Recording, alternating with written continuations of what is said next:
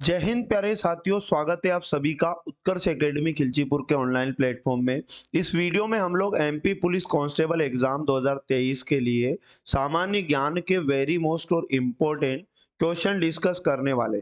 परीक्षा में पूछे जा रहे प्रश्नों पर आधारित जितने भी संभावित प्रश्न आपकी आगे की शिफ्टों में बन सकते हैं, बिल्कुल वही क्वेश्चन इस वीडियो में लिए गए हैं। आखिरी तक आपको मेरे साथ बने रहना है। बहुत सारी जानकारी आपको नए पैटर्न पर जो पेपर चल रहे हैं उसकी आपको इस वीडियो से प्राप्त होने वाली है। आपको इस क्लास का पीडीएफ लास्ट में क्लास के हमारे टेलीग्राम से डाउनलोड आप कर सकते हैं। टेलीग्राम का लिंक आपको इस वीडियो के डिस्क्रिप्शन में मिल जाएगा। यदि आप चैनल पर पहली बार विजिट कर रहे हैं तो चैनल को सब्सक्राइब करके बेल आइकन को ऑन कर लें, जिससे आपको सभी क्लास का नोटिफिकेशन मिल पाएगा। यदि आप इस प्रकार के बाकी के पार्ट भी देखकर अपना 360 डिग्री रिवीजन करना चाहते हैं तो प्लेलिस्ट मिल जाएगी, जहां जाकर आप बाकी के पार्ट भी देख सकते हैं।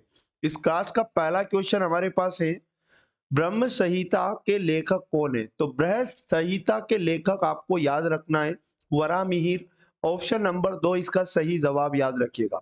अच्छा, ये जो ऑप्शन में दिखाई दे रहा है जैसे आर्यभट्ट, इनकी भी एक पुस्तक आप याद रखिएगा, आर्यभट्टी। अमर सिंह की एक पुस्तक आपको याद रखना है, अमकोश। और उसके बाद ब्रह्मगुप्त गुप्त की भी एक किताब आपको याद रखना है, ब्रह्मा स्फुट सिद्धांत। नेक्स्ट क्वेश्चन हमारे पास है, गुरु नानक देव का जन्म किस वर्ष में हुआ था? तो गुरु नानक देव का जन्म याद रखिएगा 1469 में हुआ था। ऑप्शन नंबर 3 सही जवाब आपको याद रखना है। अगले क्वेश्चन की बात करें तो सिखों के 9वें गुरु कौन थे? आईएमपी क्वेश्चन है, याद रखिएगा। तो सिखों के 9वें गुरु आप याद रखिएगा, गुरु तेग बहादुर सिंह। ऑप्शन नंबर 4 इसका करेक्ट आंसर हो जाएगा। और ये जो 4 ऑप्शन में आपको और भी गुरु के नाम दिखाई दे रहे हैं सिखों के, ये किस नंबर के थे एग्जाम में पूछ सकता है। तो गुरु अर्जुन देव आप याद रखिएगा, ये सिखों के 5वें गुरु थे। और गुरु गोविंद सिंह आप याद रखिएगा, सिखों के 10वें गुरु थे। और गुरु अमरदास को याद रखना है, सिखों के तीसरे गुरु थे। अगला क्वेश्चन है, किसमें जल धारण क्षमता सबसे अधिक होती है? मतलब यहाँ मिट्टियों के प्रकार दिए, तो किस प्रकार की मिट्टी में सबसे अधिक जल धारण क्षमता होती है? तो आपको चिकनी मिट्टी याद रखना है। ऑप्शन नंबर 2 करेक्ट आंसर हो जाएगा। नेक्स्ट क्वेश्चन की अगर बात करें, निम्नलिखित में से किस राज्य में भारत का पहला विश्व शांति केंद्र स्थापित किया जाएगा? तो भारत का पहला विश्व शांति केंद्र आपको याद रखना है, हरियाणा में स्थापित किया जाएगा। ऑप्शन नंबर 3 बिल्कुल सही जवाब है। नेक्स्ट क्वेश्चन हमारे पास है, शास्त्रीय नृत्य रूप कुचिपुड़ी किस राज्य से संबंधित है? तो कुचिपुड़ी ये नृत्य याद रखिएगा आंध्र प्रदेश से संबंधित है। नृत्य प्रतिदिन हर शिफ्ट में पूछा जा रहा है। ऑप्शन नंबर 3 आपको करेक्ट आंसर याद रखना है। तमिलनाडु का फेमस नृत्य आपको याद रखना है भरतनाट्यम। और उत्तर प्रदेश से आपको याद रखना है कथक। और केरल का नृत्य आपको याद रखना है कथकली। आगे यदि बात करें क्वेश्चन नंबर 7 की, निम्नलिखित में से कौन सा उद्योग और उससे संबंधित शहर बेमेल है? बेमेल का मतलब यह होता है कि यहाँ पर उद्योग और उसका शहर लिखा है तो गलत वाला आपको चयन करना है। तो सॉफ्टवेयर टेक्नोलॉजी पार्क इंदौर में, और औद्योगिक चमड़ा परिसर देवास में, बैल प्लांट जबलपुर में, साड़ी चंदेरी में। तो याद रखिएगा इन 4 ऑप्शन में से तीसरा वाला ऑप्शन गलत है, इसलिए हमारा सही जवाब तीसरा ऑप्शन हो जाएगा। यानी कि बेल प्लांट याद रखिएगा जबलपुर में नहीं है। बेल प्लांट जबलपुर में ना होकर कहां पर है? भोपाल आपको याद रखना है। तो जबलपुर में क्या है फिर याद रखना, गन कैरिज फैक्ट्री आपको याद रखना, ये जबलपुर में है। क्वेश्चन नंबर 8 हमारे पास है, निम्नलिखित में से कौन सा पर्वत यमुना और सोन नदी को विभाजित करता है? तो प्यारे साथियों, यमुना और सोन नदी को विभाजित करने वाले पर्वत का नाम कैमूर पर्वत आपको याद रखना है। ऑप्शन नंबर 3 बिल्कुल करेक्ट आंसर हो जाएगा। अगला क्वेश्चन हमारे पास है, सिद्धू और कान्हू के नेतृत्व में कौन सा आदिवासी विद्रोह हुआ? तो सिद्धू और कान्हू के नेतृत्व में याद रखिएगा संताल विद्रोह हुआ था। ऑप्शन नंबर 1 करेक्ट आंसर याद रखिएगा।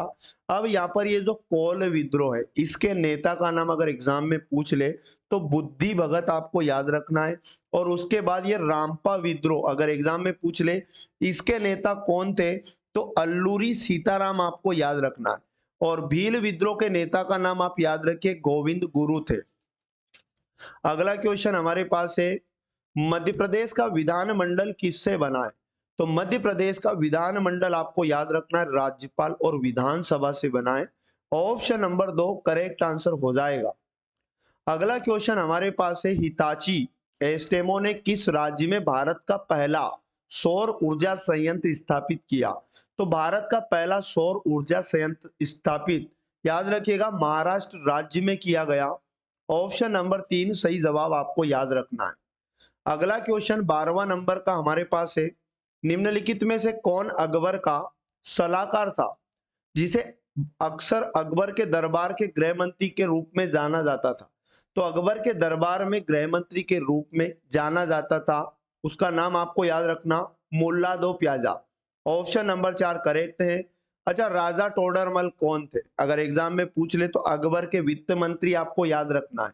और राजा मानसिंह प्रथम से अगर एग्जाम में पूछ ले तो अकबर की मुगल सेना के ये सेनापति थे। और याद रखिएगा फकीर अजियाउद्दीन ये कौन थे?